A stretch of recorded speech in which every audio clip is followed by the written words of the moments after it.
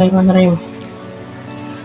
Assalamualaikum warahmatullahi wabarakatuh. Yang terhormat Bapak Dr. Andes Haji Bijo Santoso, MTPHD, selaku dosen mata kuliah Information System and Business Intelligence. Di sini saya izin memperkenalkan diri. Nama saya Puspita Kurniasari Juliarman dengan NIM 30402100119 dari kelas MJ 5B. Di sini saya akan mempresentasikan perencanaan penambahan pesawat terbang baru PT Garuda Indonesia yang telah saya buat. Dan sebelumnya saya terima kasih kepada teman-teman dan Bapak karena telah meluangkan waktunya untuk menonton video saya. Dapat dilihat di sini ada visualisasi dari maskapai Garuda Indonesia yang bisa dilihat tampak luar dan tampak dalamnya ya. Kemudian ada profil dari PT Garuda Indonesia.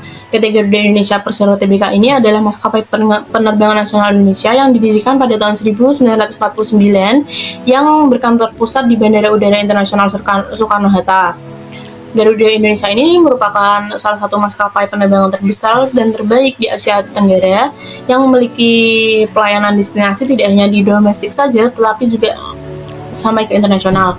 Garuda Indonesia dikenal karena pelayanannya yang berkualitas tinggi dan kenyamanan keselamatan pelanggannya itu adalah yang utama.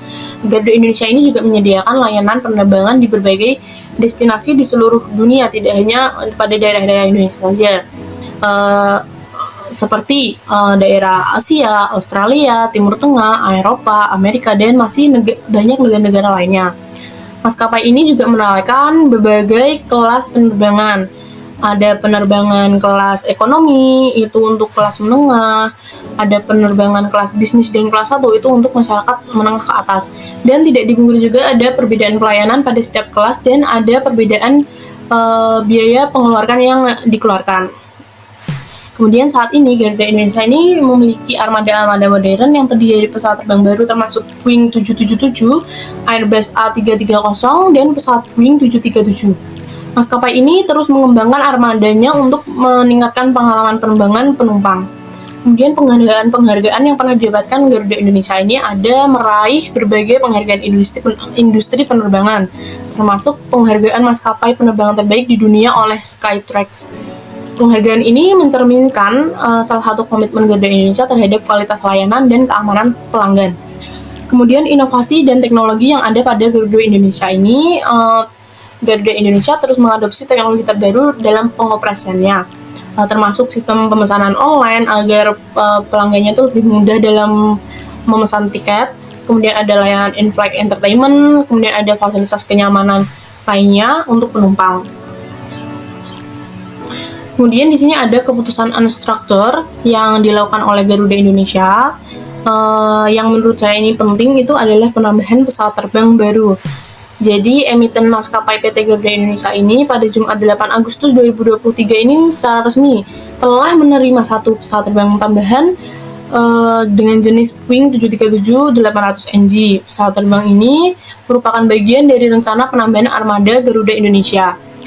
Rencana kelima pesawat ini nantinya akan menunjang optimalisasi pertumbuhan frekuensi penerbangan Garuda baik dari rute domestik sampai ke kancah internasional di sepanjang tahun 2023 dan mendukung berbagai gelaran nasional maupun internasional di berbagai destinasi Indonesia yang sangat membutuhkan dukungan aksesibilitas termasuk pada transportasi udara ya yang aman dan nyaman.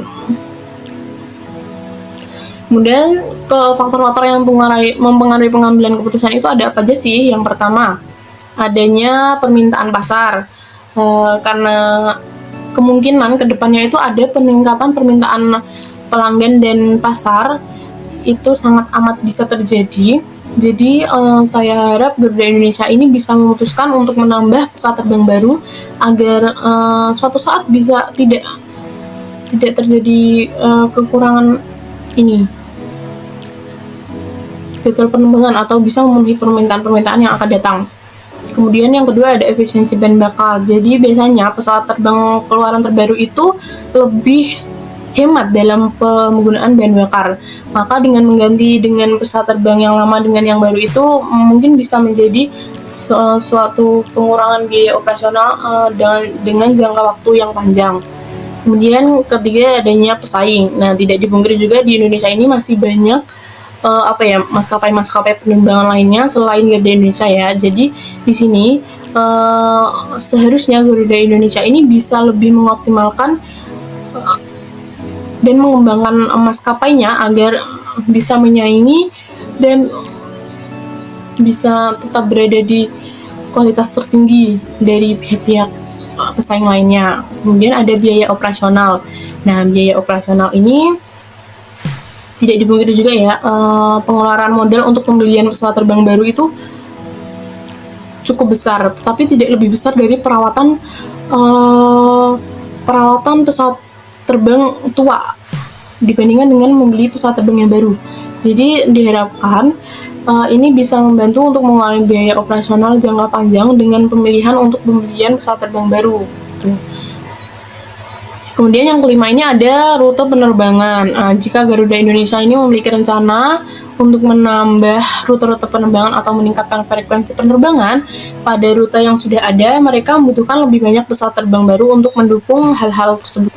Selanjutnya ini beberapa divisi yang terlibat pada pengambilan keputusan untuk menambah pesawat terbang baru.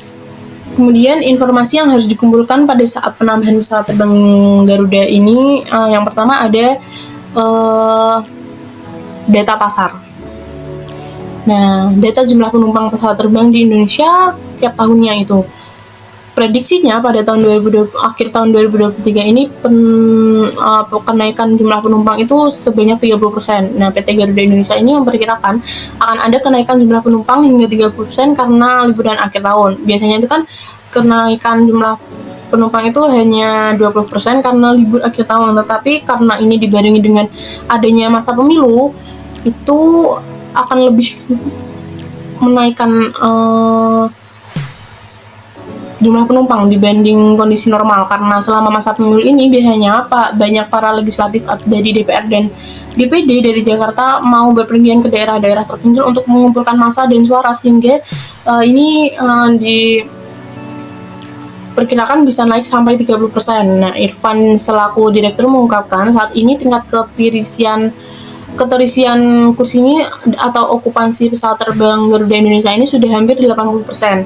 Penambahan penerbangan pada rute-rute menuju destinasi wisata favorit seperti Bali, Medan, Surabaya, Labuan Bajo, dan Lombok itu sudah dilakukan.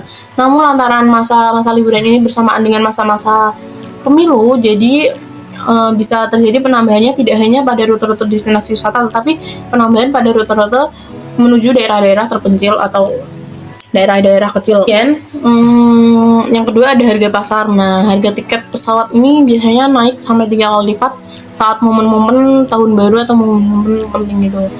Bisa dilihat dari CNN Indonesia ini, Google Flight pada 4 Oktober 2023, harga tiket pesawat jelang tahun baru ini melonjak 3 kali lipat untuk destinasi yang sedang terkenal.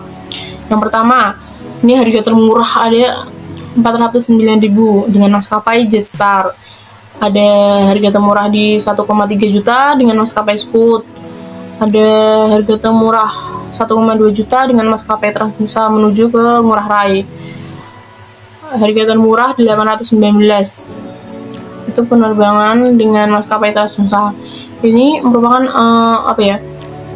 harga-harga termurah menjelang tahun baru ya, yang bisa dibilang masih tinggi ini. Kemudian Garuda Indonesia ini membanting harga tiket dengan diskon hingga 80%, mengadakan promo harga tiket dengan 80% ini dalam GATF 2023. Jadi pada pagelaran GATF tahun ini itu perusahaan akan memberikan penawaran diskon hingga tiket 80% untuk sejumlah rute penerbangan berlaku sampai periode 29 Oktober 2024. Irfan ini menjelaskan dengan mereka menggait Bank Mandiri sebagai partner banknya, Garuda Indonesia menghadirkan berbagai aid value bagi para pengguna jasa khususnya dengan memberikan tambahan cashback nih sebesar 4 juta. Selanjutnya ada manfaat dari penambahan maskapai terbang baru. Antara lain, yang pertama ada optimasi rute, lebih memfokuskan pada rute-rute yang lebih mengembangkan dan melibatkan evaluasi kembali frekuensi dan menyesuaikan jadwal untuk lebih meningkatkan pengisian pesawat. Kedua, ada fokus pada layanan khusus. Garuda Indonesia bisa fokus pada satu tujuan saja, seperti fokus pada penerbangan jarak jauh atau mau regional, lebih menyesuaikan strategi dan tetap fokus pada pasar yang akan mereka tuju. Yang ketiga ada manajemen biaya dan efisiensi operasional. Ini merupakan peningkatan keefisiensi operasional manajemen biaya dan penggunaan sumber daya saat ini dapat membantu Garuda Indonesia memaksimalkan hasil dari sumber daya yang ada, yang bisa mereka gunakan. Kesimpulan yang bisa saya sampaikan adalah Garuda Indonesia ini merupakan maskapai penerbangan nasional Indonesia yang memiliki berbagai kelas penerbangan, yaitu kelas ekonomi, ada bisnis, ada kelas 1, dan memiliki kualitas yang bisa dinilai tinggi, dan ini sudah disetujui oleh banyak orang. Keputusan penambahan pesawat Garuda Indonesia ini didasarkan pada beberapa alasan strategis yang penting, yakni dapat meningkatkan pendapatan, pemeliharaan pesawat lebih efisien, memperluas rute dan pangsa pasar baru, lebih fleksibel, dan meningkatkan pelayanan kepada customer. Dengan mengumpulkan informasi terkait data pasar dan harga pasar yang ada, tentunya memberikan pengaruh kepada pengambilan keputusan top manajer Garuda Indonesia untuk bisa memperkirakan ini penambahan pesawat baru pada perusahaan. Divisi dan proses yang terlibat pada keputusan penambahan pesawat Garuda ini harus saling koordinasi agar berjalan lancar dan lebih efisien. Penambahan pesawat Garuda ini juga merupakan proses yang melibatkan banyak aspek teknik, operasional, dan administratif. Penambahan pesawat harus didasarkan pada analisis yang cermat dan pertimbangkan strategi yang mempertimbangkan tujuan perusahaan, perkiraan permintaan pasar, persaingan, dan kondisi perekonomian saat ini yang ada dan masa yang akan datang. Cukup sekian yang dapat saya sampaikan dan saya jabarkan. Jika ada kesalahan kata ataupun kesalahan dalam penyampaian, saya mohon maaf yang sebesar-besarnya. Terima kasih atas perhatiannya. Wassalamualaikum warahmatullahi wabarakatuh. Terima kasih.